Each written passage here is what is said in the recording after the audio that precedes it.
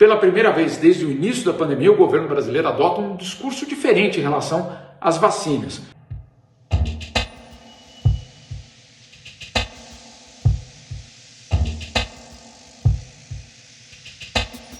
Hoje, numa reunião na Organização Mundial da Saúde, aqui em Genebra, a delegação brasileira foi clara em dizer que a pandemia só vai terminar com, no caso, uma vacina e quer garantias de que países ricos permitam justamente essa distribuição dessas doses. Mas o governo brasileiro vai além e diz, inclusive, que é o momento de se discutir licenças para a produção dessas vacinas em vários laboratórios pelo mundo. Isso, claro, um recado direto aos europeus que nos últimos meses tiveram uma ação bastante deliberada de acumular vacinas, de acumular contratos e agora, nas últimas semanas, passaram até mesmo a controlar as exportações de doses. O governo brasileiro deixou pelo menos muito claro que essa é uma receita perigosa, justamente gerando uma situação em que a pandemia vai se perpetuar e não vai ter uma resolução, pelo menos nos países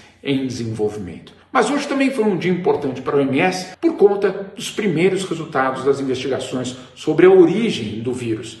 Foi só um ano depois da primeira identificação do surto na China que Pequim autorizou uma missão internacional a entrar no país e investigar a situação. E nas primeiras conclusões dessa missão internacional, ficou pelo menos estabelecido que não existe nenhum sinal e nenhuma evidência de que esse vírus tenha sido produzido em um laboratório e que algum tipo de acidente tenha acontecido e disseminado o vírus.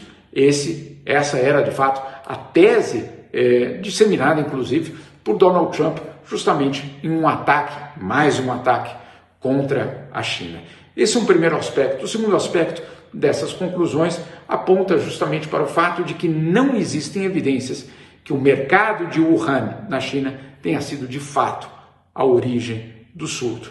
Que outros casos foram identificados sem qualquer tipo de relação com o mercado e basicamente dariam indicações de que o vírus já estaria circulando, inclusive fora desse mercado.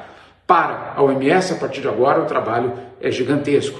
Tentar identificar de onde veio, de qual animal esse vírus partiu e, claro, de que forma ele chegou, inclusive, dentro de um mercado em Wuhan. Por enquanto, são mais perguntas do que respostas, mas a OMS, pelo menos, começa a trabalhar, inclusive, ao lado dos chineses. Para o resto do mundo, a origem do vírus certamente é importante, inclusive para prevenir eventuais novas pandemias.